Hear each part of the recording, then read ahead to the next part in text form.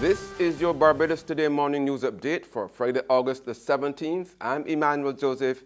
Thanks for joining us.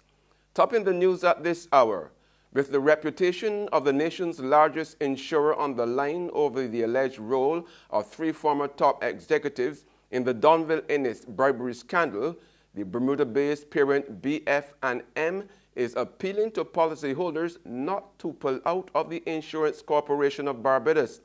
Three former managers, the chief executive, a senior vice president, and the financial controller were all identified in a U.S. grand jury indictment which alleges that they bribed Innis, then Minister of Industry, International Business, Commerce and Small Business Development, to the tune of $36,000 in exchange for him using his position to renew two insurance contracts for the State Export Promotion Agency, the Barbados Investment and Development Corporation, in 2015 and 2016. But yesterday afternoon, the President and Chief Executive Officer of the parent company, John White, sent a message to policyholders in a bid to convince them not to take their business elsewhere. The company continues to have the strongest AM Best rating of A- excellent, has a very strong capital base, and continues to offer excellent service to its customers. So this incident is non-related to the ongoing operations of the business, which have been successful and will continue to be successful into the future. In other news now, former Minister of Social Care, Constituency Empowerment and Community Development, Steve Blackett, has quit elective politics. Blackett told Barbados Today the 30-0 results of the May 24 general election showed that the people no longer wanted or cared about his Democratic Labour Party, so he would therefore focus on his family. On the 24th of May, they don't care anything about us. I'll tell you the truth. I really ain't nothing to say. I'll tell you the truth. People say they don't want us, and therefore I firmly, just like, and after my children and my wife and my family then. Yeah.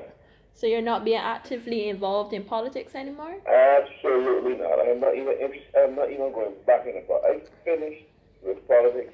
I'm finished with politics.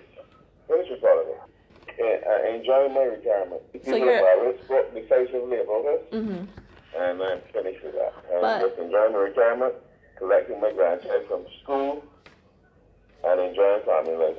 Meanwhile, former Minister of Finance, Chris Sinclair, is also said to be bowing out of elective politics.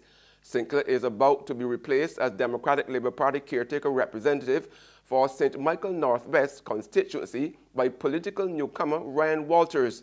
He's the local general manager of the hamburger chain Burger King. Sources say Sinclair, who lost his seat to Barbados Labour Party rookie Neil Rowe, is not likely to continue in active politics. CLICO policyholders anxiously awaiting payments have been left empty-handed yet again. According to President of the Barbados Investors and Policyholders Alliance, June Fowler, policyholders who were expecting to receive their July 31st installment of their court-ordered 10-year annuity payment were told that the government was unable to guarantee the bonds of Rest Life's parent company as it embarks on major restructuring. Our argument is, yes, we understand, we're very fully aware of the mission-critical issues, but we also must recognize that these are a lot of elderly people who have been waiting for 9 years to get their money, having now to have their annuities converted to a 10-year annuity, and now being told you can't get a cent. We're saying at least make the first payment. The first payment for all of the AFPA policyholders is about $6.5 million Barbados dollars. At least try to pay, if you can't pay the $6 million, in the larger scheme of things, $6 million is not a lot.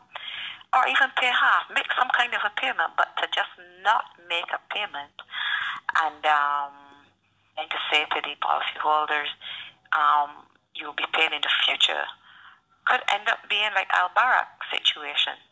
Meanwhile, Rest Life Management has promised to issue a statement today. In sports, we have a story coming in late last night about the Caribbean Premier League, the Trinbago Knight Riders beat the St. Lucia Stars by 6 wickets on their home turf, forcing the Stars to continue their winless ways in this year's Hero Caribbean Premier League competition. There's regional and international news after this short break.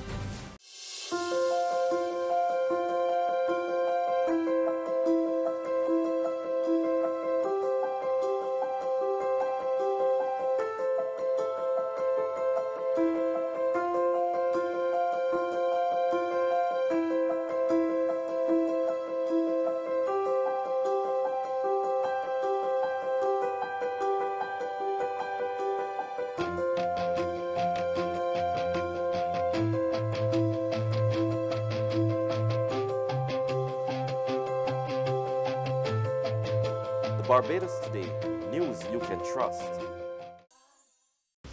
Welcome back with news from the region now. A high-powered delegation from Venezuela is holding talks with their St. Lucian counterparts on security concerns raised by the government in Castries. The Alan Chastanet administration has slapped visa requirements on Venezuelan nationals traveling to St. Lucia, and Caracas is hoping that the policy can be reversed. More in this report from HTS News Force. Security and immigration policy topped the agenda on August 16th when a high-level delegation from Venezuela, led by Vice Minister for Prevention and Citizen Security, General Endes Palencia, convened bilateral talks with the St. Lucia government. We are here, willing to listen to you. Tomar nota de todas los planteamientos y las situaciones especiales. We are going to take notes of all your proposals, all the situations. Y estamos seguros que esos lazos de articulación y de coordinación se van a materializar muy pronto. And I am sure that these ties of coordination will be materialized very soon. Citing security issues, St. Lucia recently imposed visa restrictions on Venezuela. Responding to St. Lucia's visa regime, Resident Ambassador Life Escalona told News Force more dialogue is needed with the government to resolve the issue. St. Lucia's Home Affairs Minister, Senator Herman Gill Francis, says local intelligence has uncovered activities that involves Venezuelans who legally enter St. Lucian ports with nefarious intent. And on the international scene, the Vatican expressed shame at revelations that Roman Catholic priests in Pennsylvania sexually abused about 1,000 people over 7 decades. It has vowed to hold abusers and those who protected them accountable. The Vatican on Thursday issued its first response to a damning U.S. grand jury report on child sex abuse by priests in Pennsylvania, expressing, quote, shame and sorrow, and stressed a need to comply with civil law. The statement comes after Pope Francis made no mention of the report during an appearance in St. Peter's Square on Wednesday. The grand jury released its findings the day before, detailing the largest ever investigation of sex abuse in the U.S. Catholic Church. The statement from the Vatican also said the Pope understands how, quote, these crimes can shake the faith and spirit of believers, and that he wanted to root out this tragic horror. It was child sexual abuse, including rape, committed by grown men, priests, against children. On Tuesday, Pennsylvania's Attorney General said that Catholic bishops covered up child sex abuse by priests and reassigned them repeatedly to different parishes. The grand jury found that at least 1,000 minors over several decades had been abused by 301 priests, some of whom have died. Only 2 of them are still subject to prosecution. And that's news and sports. But for the very latest, visit our website at www.barbadostoday.bb. You can also subscribe to our e-paper, email updates, or like us on Facebook, and sign up for breaking news alerts via WhatsApp.